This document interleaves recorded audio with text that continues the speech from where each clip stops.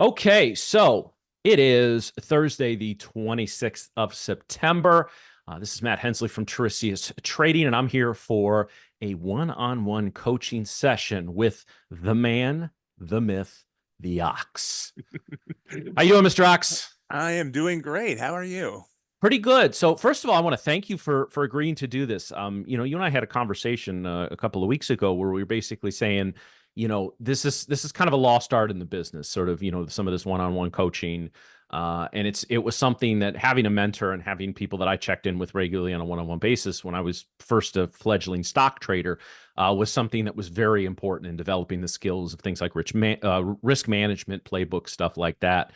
So it was really very helpful. Unfortunately, I don't have like as much time to do these anymore as I'd like, but I do try to squeeze about 5 to 7 sessions in per month.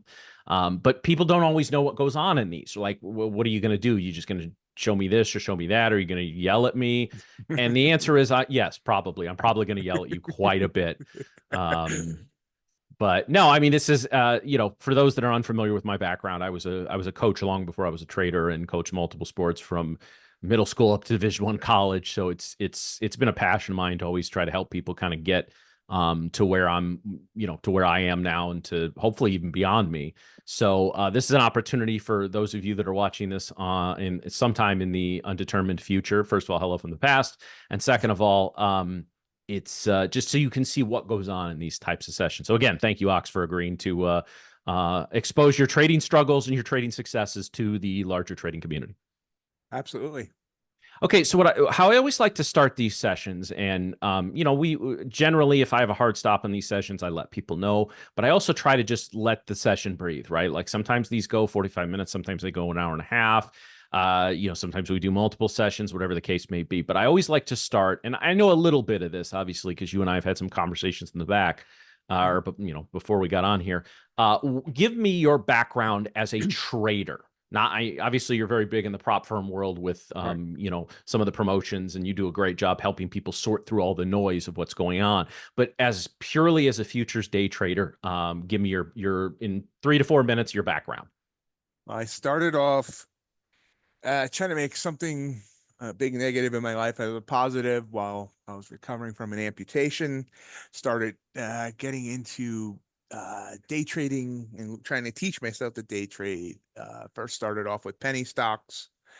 I got very Brave frustrated. man, Yeah, brave man. very frustrated very quickly with the whole PDT rule and you know all that went with that. And I learned about futures and the prop firms, and I thought that sounds better. So I started teaching myself how to do futures. And I think just like most people do, I strategy hopped for a while. I prop firm hopped for a while, but I kept trying to find something I was comfortable with, and it just there's at that point in time it was like there's not much good education out there, so it was kind of like I was flying blind at times, just trying to figure this out, watching a few videos here and there from random people, and just kept trying to find my way along as I was going. I would find some success and then find some failure, and just kept struggling along the way. I Mhm. feel like I'm finally starting to find some footing, but it's been, a longer, it's taken a lot longer than I imagined when I Mhm. started. But yet, once I started building a community, I found out that the length of my journey isn't much different than most other people's, which helps, makes it feel better because, you know, you start thinking, oh my God, I'm never going to get this after a few Mhm. months. And it's like, well, that seems to be the way everybody ends up feeling after a few Yeah. months. Oh, easily, without a doubt. So, that's let me hear, like I said, I'm finally starting to find some footing, some consistency. I'm still struggling in a few areas, but at least now I'm for the most part, I'm recognizing those areas instead of ending the trading day saying, "What the heck did I do? How did I end up this red?" Or where at least now, if I have a bad day, I realize for the most part where I'm going wrong. Okay. Okay. So what, like, give me kind of a 10,000 foot view of your trading. So like like what instruments are you most trading? What hours are you most trading? How many trades per day, et cetera, et cetera. I mostly trade NQ. Um, will occasionally dabble in some other stuff, but I would say 98% of my trades are on NQ. Mhm. I'm a scalper, usually going for 10 points on that. I base it on ATR usually and how things are moving, but anywhere between 7 points to 20 points is with 10 points probably being my most, the most of my trades are about 10 points. Mhm. Um, and usually most of my trades last less than a minute. Uh, Oh wow, so brave man, yeah. brave man. So, Um, so do you do meth recreationally or just to get ready to trade the NQ? yeah, it does feel that way some days. It's like, wow, enter a trade and oh my God, how did that stop me out? I feel like it stopped me out before I even entered. But yeah. Um, but yeah, so and then yeah, I have two different methods that I've now settled on, mostly using engulfing candles to enter sometimes with the trend or with finding reversals. So those are my two main strategies or entries or whatever you want to say it at this point in time on a 1 minute chart. Okay, so 1 minute engulfing candles, either for reversals, or that type of. So you're basically kind of a candlestick trader, is what you're telling me. Right. Yes. Okay. Well, let me first of all say, overall that's a positive thing. I think I've said many times on, in our community, on my show, whatever, where it's kind of shocked me over the course of the past about 2.5 years or so, is that candlesticks seem to be going out of vogue a little bit. And I'm very perplexed by that. Not that I'm against new, things like market profile, TPO. I mean, they're not new, but newly popular, and some of the, Renko charts and all that. I use Renkos myself, but the foundation for everything I've done in my career has been with Steve Neeson and some of the candlestick stuff that he first put out there. And for those listening to this in the future, I can't recommend any of his stuff enough. If you go on eBay, just type in Steve Neeson, Nison, all his old books and DVDs. I think they're all out of print, but you can usually pick up his copy of his DVDs for under $100, and they're well worth it. But the very basics of that are kind of what, if to use the analogy, if my trading career is a house, candlesticks are the foundation, right? It's not sexy. It's not, you don't see it a lot, but and I don't even, like you said, you make candlestick based, like trades based off candlestick patterns. I wouldn't even say I do that, but yet seeing the candlesticks, and especially seeing like multi-wick rejections where the candle wicks or shadows reject a certain area on the chart multiple times, like that can help. I would say candlesticks help me do two things. First of all, like seeing the big picture of the market, right? In fact, I have a little thing up here called big picture, which is nothing, no indicators, just 4 hour candles of various, and that, all the drawings on here are my own, right? So very basic understanding of where the markets are headed based on that. And the other thing I use them for is it's going to keep me out of a lot of trades, right? Hmm. Um, so example, if I were to see an engulfing candle as a bearish engulfing as I'm looking to go long, or vice versa, or even just areas where the real bodies line up, like that type of stuff. So I want to compliment you on that. Um, any other chart types do you look at, or are you pretty much sticking with candlesticks? Just sticking with candlesticks. I mean, I've experimented with just about everything in the past. Heikinashi, Mhm. Renko, any other types of candlesticks I've checked out. I've never tried to figure out things like TPO and Okay, all. and not that I'm discouraging you from doing that long term, but I actually think it's a net overall positive that you're focusing mainly on one chart type. And if somebody were to tell me, hey, I've been trading for a year, all I do is TPO. Okay, that's fine. And I think it does make sense to. I don't want to use the term master because I think that comes off. First of all, it comes off very pompous, and I'm arrogant enough. I don't need any help with that kind of stuff. But second of all, to get to a point where you feel, let's not say master, but let's say you're comfortable with a particular chart type, that can really help as your career advances to then move into other chart. Because right, like I said, I use Renko's. I predominantly trade When I'm trading the NQ like you, I'm predominantly doing it on Renko charts, but I will always have a candlestick chart in the background as well. And because as much as I like Renkos, they're very good for telling trends. They're not as good at portraying when there's chop in the markets, which of course we've seen a lot at this calendar week, right? Mhm. So I will encourage you down the line, maybe in another year, to add a different type of chart type. But I really want you to get to the point where you feel comfortable with candlesticks in that regard. Also, I will say this, and this is, you can do with this what you will. 1 minute NQ candlesticks, right? But those are very difficult. I would maybe encourage, if you're going to trade on the 1 minute, seek out your entries and exits. I don't think there's anything wrong with that per se. Boy, this gets messy. I got to get these candle names off here. But I would maybe, if you're not already, look at a 5 or 15 minute chart alongside these. Maybe base your trading entries, or hey, I'm going long or I'm going short based off of this longer chart, and then I'm going to bring it down to the 1 or 2 minute for an entry. So just something kind of food for thought. Yeah, I actually I do have a 5 minute chart next to my 1 minute. Okay, then why are you? No, I'm just kidding.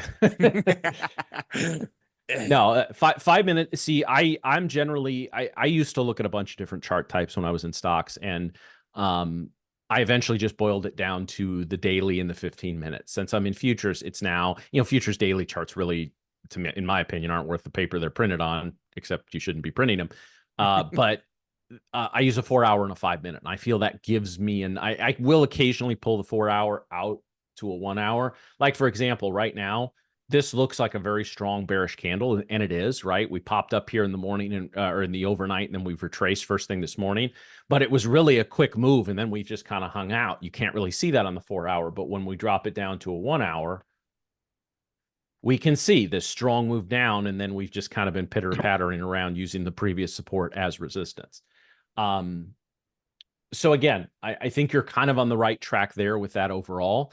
I would just encourage you to, again, maybe look at, when, like, right when you're about to get into a trade, let's say it's a long trade, that's when you maybe double check on a 5 minute, 15 minute, 30 minute, whatever, and just say, okay, does that line up, right? Like for me, I'm going to have what I call a macro thesis and a micro thesis. My macro thesis does not usually change much throughout the day, and if it does, it just sort of changes once. Like, and I usually base that off some of the activity in the options chains that places like Spot Gamma will put out there, and where I'll look at and say, okay, we got a lot of, like, coming into today, or excuse me, ending yesterday, my overall thesis was that we were going to break out. Now, I didn't think, nor did I hope, that it was going to be overnight while I was sleeping, but that would, we had, this was the second time in this 4 hour chart that we had really sort of tested this upper limit, right, since we came in here. And unless we rejected and hit the midpoint of this zone, let me blow this up a little bit. That was my macro thesis, right? Was a breakout. Now my micro thesis is going to be throughout the day, right? And that's going to be stuff like, is today a mean reverting day? Like, so for us thus far, not really a mean reverting day in the NQ, right? I generally will describe a mean reverting day as days that get to or slightly outside the plus or the -1 standard deviation bands, but somehow find their way back to VWAP, right? Or you can have almost a combination of a trend mean reverting day where you're consistently bouncing between, say, the -1 standard deviation and then moving to the -2 standard deviation. Now, this micro thesis can evolve throughout the day. I'll usually have one in the morning, and then I'll revisit it after lunch. So as you're continuously looking at your candlesticks, and think about, okay, before you even worry about what am I going to trade, right, or how am I going to trade it, you look at the longer term charts and say, okay, where's the most room? We just broke through resistance. We've got another 100 points in the NQ till the next level of resistance. As long as we stay above this level, I'm bullish up to this point, right? So that's something I would encourage you to maybe start doing as well. I with that stuff, I don't necessarily. I mean, as we get through this session, as we follow up on things, there may be things I say, hey, try this my way and see if it works for you. In this way, I actually kind of encourage you to kind of form your own thesis based on your own stuff, right? Because it's some of it is subjective, some of it is objective, but I've always used my macro thesis not to get into trades, but to keep me out of trades that don't have the best probability of being successful. So sort of a little food for thought, and we can follow up on that in the future. Sounds good. Okay. So let me ask you right now, as you stand, what is your biggest issue? Like, what's your biggest problem that you're having right now? Uh, Not trusting myself both to enter based on my strategy, and then once I'm in a trade, not trusting myself to stay in that trade for the full amount of the trade and jumping out too quickly if it just starts looking like it's going to move against me. Okay, so you're a little like I'm assuming you've seen the movie Tommy Boy. Yes, I think so. Okay, Yeah, you're a yeah. little like Chris Farley in that when he's got the little like this is my sale, my little and it's so precious, and he ends up crushing it, right?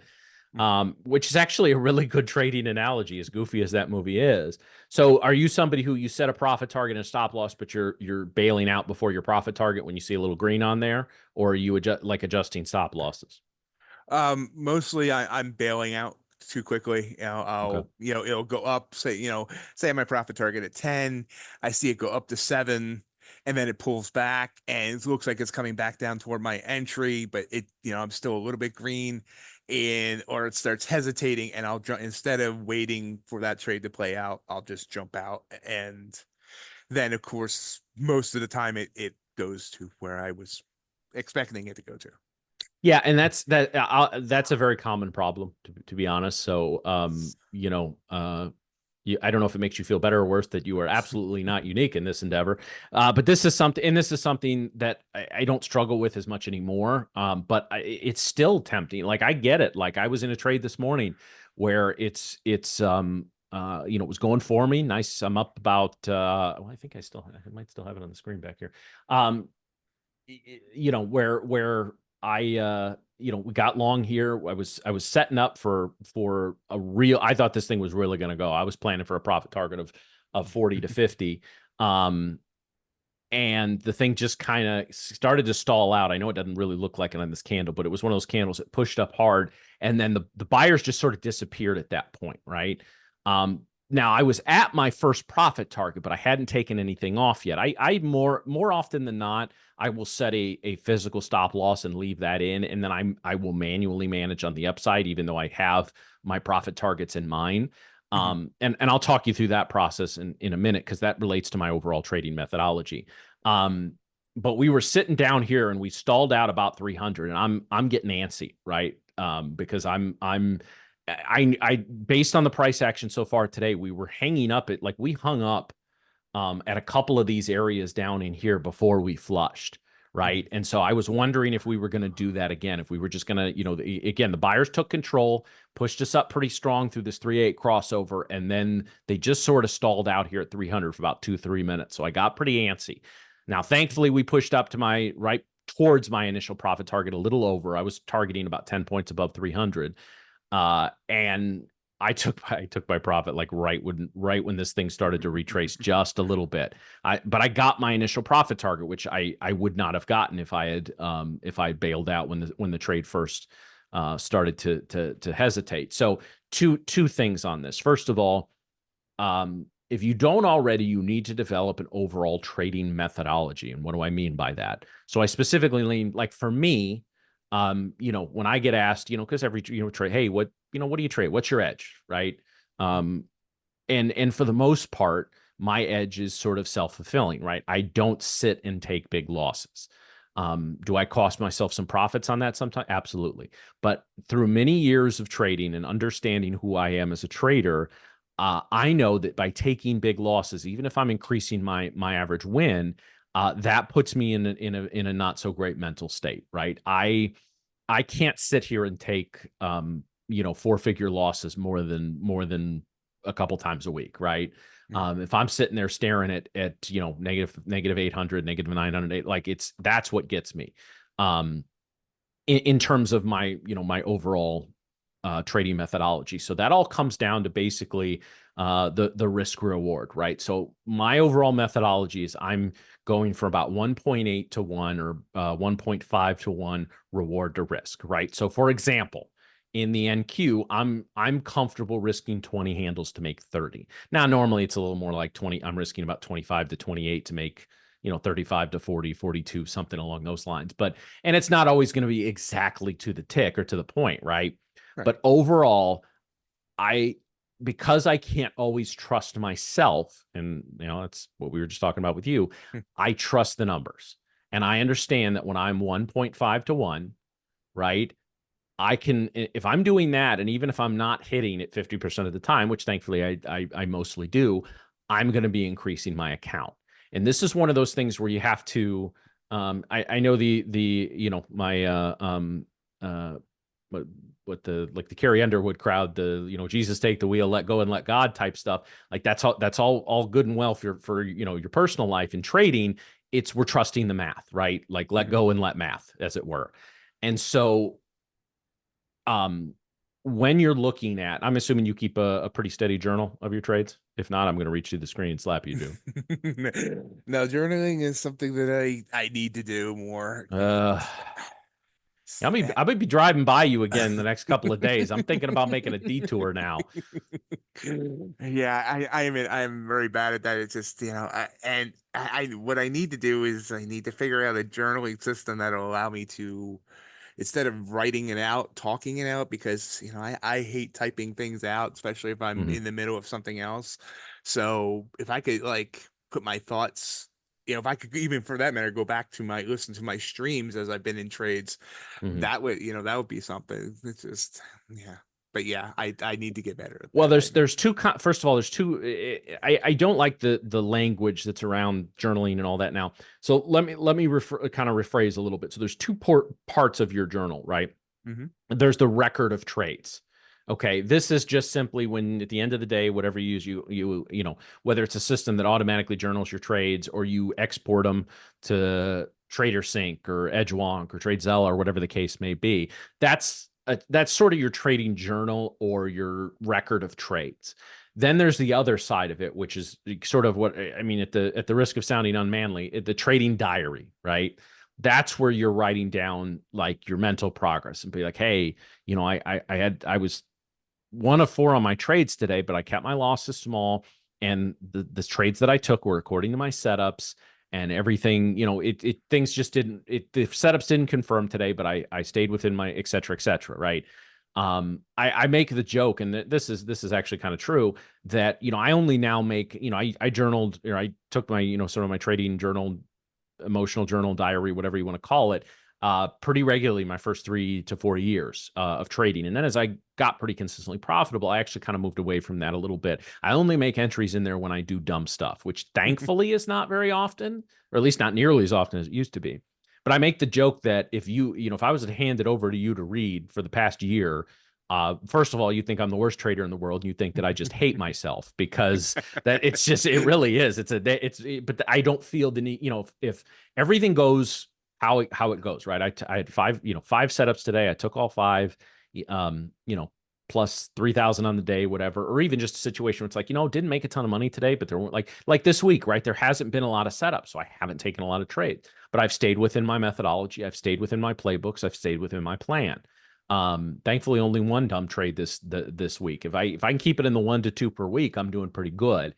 And thankfully, you eventually get skilled enough in this business that not all of your dumb trades are losers, which is somewhat comforting, I guess. But I'll make a trade that's not the best setup, and it's because I just lost and I'm revenge trading a little bit. I'm gonna go make an entry on that at the end of the day. Sometimes it's just 2 or 3 sentences, and sometimes it's like, hey, this is becoming a pattern. I need to, so that's something I would really encourage you to do when it comes to like the trading diary aspect of it. We have all these. I mean, I don't know what you have on your computer or phone or whatever. We have all these like dictation softwares now. Maybe just try to get to the point where you say, you know what, I'm going to take 2 minutes at the end of each day. I'm going to flick on, whatever the digital assistant is and whatever platform you're on, and I'm just going to dictate for a couple minutes. Okay, hey, so I had 3 trading setups today. 2 of them weren't really my plan. This has kind of been an ongoing thing for me, et cetera, et cetera, et cetera. So I would encourage you to do that. Now, as far as record of trades, do you have something like that somewhere, like a I, TraderSync or TradeZella? I mean, I just look at the various platforms. Like, if I'm on Trade I can just go and look at the entire week's trades or entire day's trades. Hmm. I don't download it to anything. Okay. Well, so now again, I understand, many of these, and this is where we kind of come to, and I'll get into prop firms and kind of how that works both for and against traders here in a little bit. But I would encourage you to look into something like that. Now, I'm not saying you got to go out and buy anything or anything like Right. that, but having the ability, I think you need the ability to do a couple of different things with the record of your trades. First of all, tag your setups, right? Like that to Mhm. me is vital, right? Because I've worked with people in the past. I've done probably 500 to 600 of these things over the years, right? And one of the things I always tell people, I remember I can't tell you how many of these I've had where it's somebody like in your situation that maybe has a record of trades but isn't tagging the setups, and so I'm always going to ask them, okay, what, like, how do you know what's working and what's not, right? Yes, you can, some like the type of progression you're describing is not uncommon where you'll start to figure things out. You'll start to generally get a little more comfortable in your trading. You start to make a little more money. But if you want to supercharge that, you really got to be able to have a record of trades, trading journal, where you're tagging your setups. You're able to tag certain mistakes you made, like, hey, I bag held this, it went on too long, or I didn't set a stop, or there's 5 to 6 usually sort of core common mental trading errors that can crop up. And by tagging those and knowing how often they're happening, especially, you described yourself as how many trades per day do you make, you think? Uh, Probably 20 to 30. Okay, that's not an unmanageable number. I mean, to be honest, I'd probably like to see that a little closer to 15 because I think you need to screen, but that process helps you screen out certain trades or certain setups or et cetera, et cetera. For example, in our community right now, we're building out this playbook, the IBB playbook. It's based on the Edgeful stuff with, initial balance breakout, which is really just a fancy term for 60-minute opening range breaks.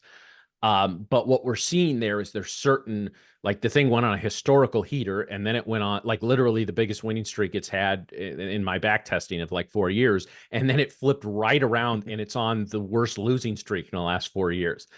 So we're getting these weird statistical outliers, right? And so it's now it's still net positive, but it's hard to know, like, now actually we looked traditionally September is not a good month for these anyway. So when that rolls over, hopefully it gets a little better. But there's certain, like, day of the week, right? Or time that we enter the trade. Sometimes we enter at 5 minutes after the opening hour candle closes. Sometimes it's 2 hours later. Is there an edge in either one of that? Well, we don't have enough data yet, but that's something we want to find out, right? You may find out your first 8 trades of the day, you have a 58% winning percentage. And then your next 8 trades of the day, you have a 42% winning percentage, right? So this allows you to start to break down certain parts of your trading because it's all about 3 things. Okay. There are 3 things that every trader should know pretty much off the top of their head, right? Your average, the size of your average winner, the size of your average loser, and your winning percentage, right? Because Mhm. that's the whole ball game, right? And everyone is, so let's just say you're a break-even trader. Your average winner is $500. Your average loser is $500. Your winning percentage is 50%. Okay. So, and throw commissions out the window. That's, Right. we're not worried about. If you do that, you're a break-even trader, right? You're going to end most days break even. You're going to end most weeks break even, et cetera, et cetera. So as a new, and obviously, as you know, as a newer trader, that's actually not a bad place to be. If you're in your first couple of years and you're getting to that point, you're doing all right. And so then everybody thinks like we need to take that $500 winner and turn it into $1,000 winner. Okay. I mean, that sounds great, right? Mhm. But just think about this. If instead of doing that, you take the $500 and you make it to $600, you take the 500 on the losing and you make it $400. So now on every net 2 trades, you're up $200. Okay, it's a lot of work to get that $200, but you understand what I'm saying. Yeah, And now absolutely. we take that 50% and we found a way to cut out um, about 4 to 5% of the losers. Right? There's a certain thing you noticed in your journal. Boy, I'll tell you, between 10:30 and 11 Eastern, I go from a 50% winning percentage to a 30% winning percentage, right? So we cut out that time frame. And that's an oversimplification, but you're following me here. Yeah, So now absolutely. all of a sudden we've got your average winner is $600, your average loser is $400, and let's say your winning percentage is now 53. Now we're cooking with gas a little bit, right? And then you can, there's always ways. Now, I recommend doing this on strategy by strategy basis to start with.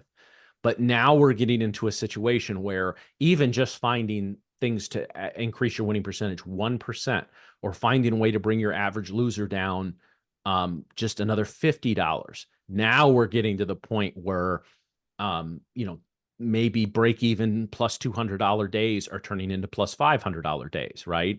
And now they're turning into eventually plus $600 days, right? And now we're going from $1,000 weeks to $5,000 weeks. Now it doesn't happen overnight. I don't want anyone to get that, but that's the process to go from somebody who's scuffling around and yeah, kind of break even, maybe having a little success, to the point where you are making a living trading. That process takes time. It Mhm. takes energy. And obviously, I know you spend a ton of time doing the stuff with the promotions and stuff with the prop firms. But like that's that when I talk about doing the work, right, and doing the work of being a trader, that's what I'm talking about. Does that make sense?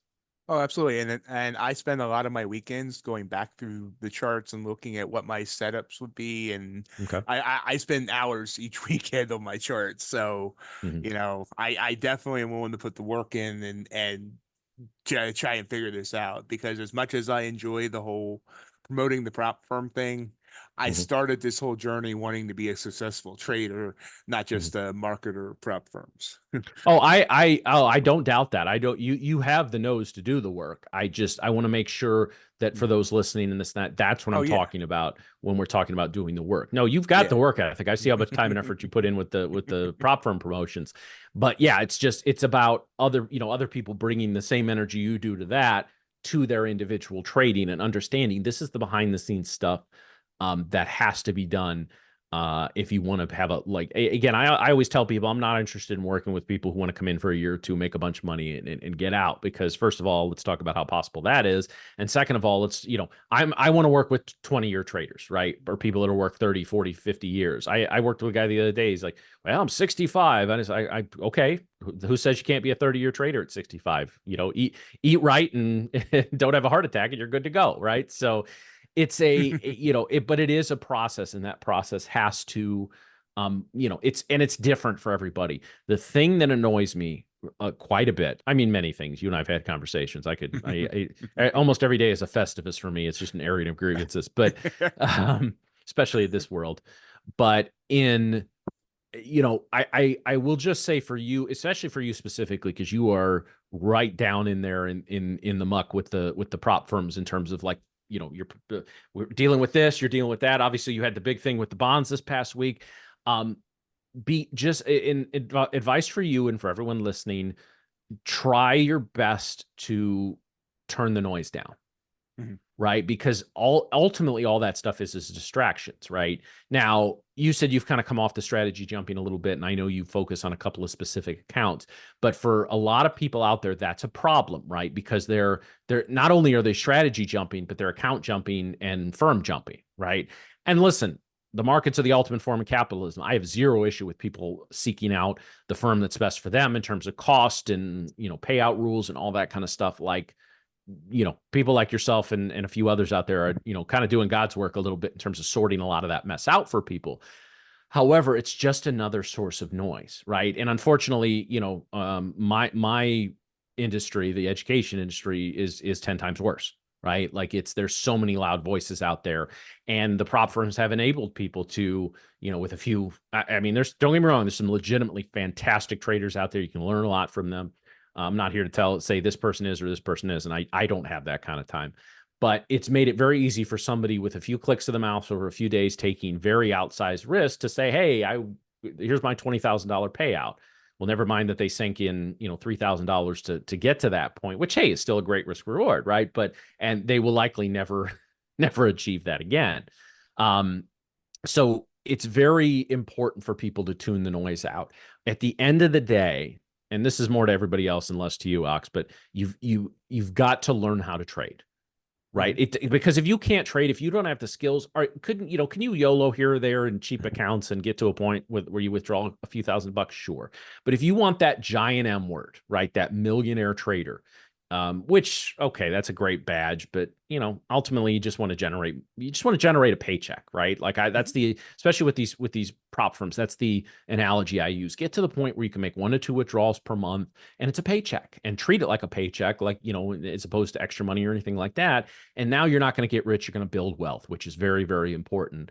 We're going to have an economic downturn at some point. Maybe it's 6 months from now, maybe it's 10 years from now. But, when you're generating that type of wealth and being able to put some money away, you're going to be able to ride that kind of stuff out. Right. And so, people want to separate kind of their trading and their trading life from life in general. And it's all just seamless.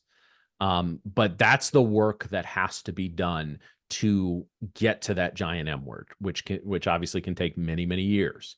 Mhm. So, yeah, so that's kind of, I guess, kind of the overriding message with this. Now, we're not going to have a ton of time here to go into a lot of different strategies or anything like that, because that's a kind of a whole separate call. But what I want to do now is I want to ask, what questions do you have for me as far as the stuff we've talked about? Questions. And everything you've said has made sense to me. Everything you said, it really hasn't, generated any major questions. Just, you know, uh, one one other issue I have is talking myself out of trades at all. Okay. Is there anything that you have that just besides trusting the numbers, that just tells me that I should just trust what I'm seeing and taking the trades versus, I'll see a setup and I'll tell myself there's 10 different reasons not to enter and none of those reasons are valid. Yeah, and actually, so that is because that's an area I still actually to this day struggle a little bit with. And it's not only trusting the numbers, it's trusting your playbooks, right? And this Mhm. is something, another exercise I encourage you to do, is to, if you haven't already, like, write down your playbooks, right? Like, so if you have a bullish engulfing candle and then a break of that candle to the upside, I'm in, right? So it can be something as simple as that. I mean, some simple strategies work very, very well. This IBB thing we're building out, it's epic hot and epic cold streak aside, the stats line up for it, and it's a very simple strategy. But in our community, we have our main message is process to playbooks, playbooks to profits, right? So we trust our process and our work to produce playbooks, right? And that's comes from a simple idea, which is then visually and or mechanically back tested. And then sort of like, as I like to call it, like live back testing, which is where we're just looking at things throughout the day and say, oh, that was a setup. No, that wouldn't have worked. Ooh, that was a setup that would have worked, right? Stuff like that. And then Mhm. you're writing down your rules. Okay, here's my, so again, like your checklist. So, okay, a bullish engulfing candle forms.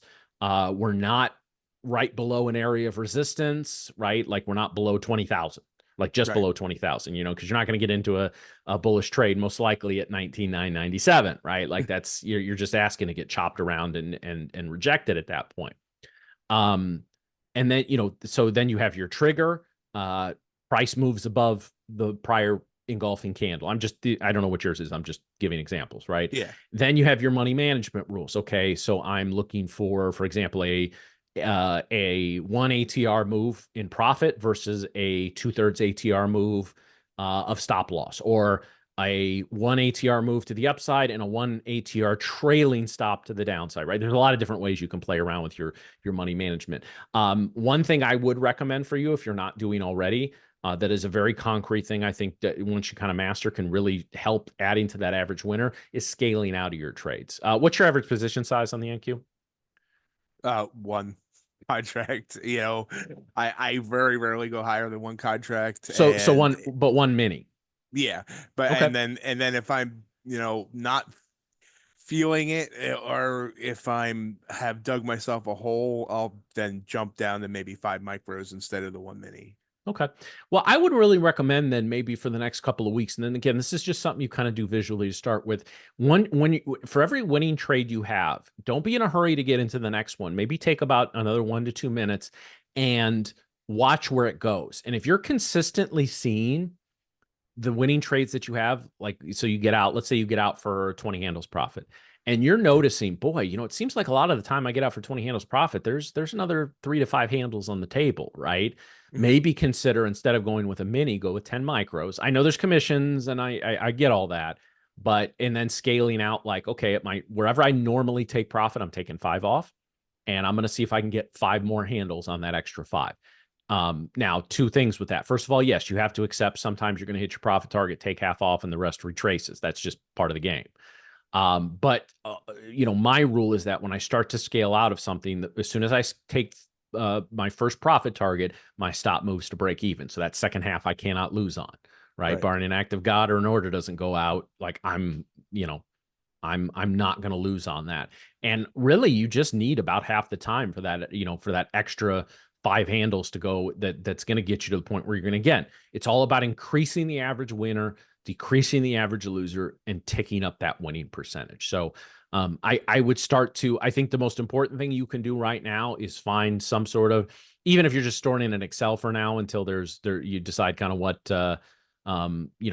what trade, journaling software you want, or something that's built in. But again, the ability to sort your trades, tag your setups, tag your mistakes, that's where real growth is going to come. So I would encourage you to look into that. Absolutely. Okay. So any other questions? None that I can think of offhand. You've Okay. I honestly like your coaching style. I've been with other coaches here and there, and I feel like they try and push their edge onto Mhm. people, and whereas you explained your methodology without making it sound like my edge just totally sucks. And you know what I'm saying? So I really like the way you presented everything to me. Well, I appreciate that. And again, to be fair, like I'm not trying to be funny or anything, but your edge may be great or your edge may suck, right? We Yeah. don't know that. And that's Right. why we have to. So for me, yeah. Now listen, if somebody, I do occasionally stuff where I'll bundle in one of my strategy courses with a coaching session. Well, okay, at that point, we're going to talk about my edge because that's Hmm. what you bought, right? In Right. this situation though, and I found this has like, this is to me, this is kind of the beginning, right? Like this is, I mean, it sounds like you're making at least decent progress on your own so far, but maybe once you start doing this journaling, both the trading diary and the record of trades, think about everything that came before that as sort of the prelude in your trading career, right? The prologue, as it were. Hmm. And now it's because you've done the work, but it's doing the work, and it's also, doing the work smartly. And getting to the point where you can sharpen that edge, because that's what it's all about, right? If you're a break-even trader without doing any of this stuff or even close, there's an edge in what you're doing. It's just, it's a little bit of a dull edge, a little rusty. We need to get that thing on the sharpening block and get it sharpened up. And sometimes it doesn't take but a couple of swipes, and you going from not being able to cut an apple to slicing through something a lot tougher, right? I don't want to mix too many metaphors here. People might get a little a little confused. But yeah, this is the work that just about anybody can do. And obviously, because this is something we're putting out publicly, we're keeping, some things a little closer to the vest. But usually if somebody keeps a journal, I'm going to want to see it, right? And say, okay, let's sort by this, let's sort by this. And this is something, Mox, quite frankly, you and I can do in a couple of months if you go down this path. We can do it privately, we can do it publicly, completely up to you. But to take a look at some of that stuff in terms of, again, average winner, average loser, winning percentage. So I'm not saying take like all these things, like, and change everything today, Oh but yeah. I want you to spend about a week just kind of meditating on this. And then one thing I do usually do in these sessions, and I'll probably do this for you in just our little Discord DM, but I usually like to do action items, right? 2 to 3 action items at the end of every session for people to do. So for you, number one is look into some sort of easily exportable journaling software, whether that's TraderSync, TradeZella, EdgeWonk, something along those lines. I would recommend looking into that. And the second action item is to again, the trading diary, right? And whether Hmm. it's an audio entry, you may, I don't like writing stuff either, and I have horrible handwriting. So maybe you create a file, a folder on your computer or on your phone, and just at the end of the session, when everything's done, make it part of your routine. I'm going to take 2 minutes. I'm going to talk through, my feelings on the day. Hey, I did great today. I stayed in control. Didn't make any money, but you know what? I took my setups. Or boy, I screwed around today and I really sucked, and I lost money today and I deserve to lose money. Or man, I killed it today. I did great. I stayed in control, made a lot of money, et cetera, et cetera. So those are the two action items I want you to specifically focus on, and we'll go from there. Sounds good to me. All right. Well, Ox, I appreciate you being willing to put this kind of stuff out there. I also appreciate you for hosting me on your channel yet again. I would encourage people to kind of stay tuned a little bit this week, as I'm going to be talking about some things, releasing some things, doing some sales, doing some flash sales, and Ox will keep you up to date on that. So I will end the recording here, and thanks again to the man, the myth, the Ox. Thank you.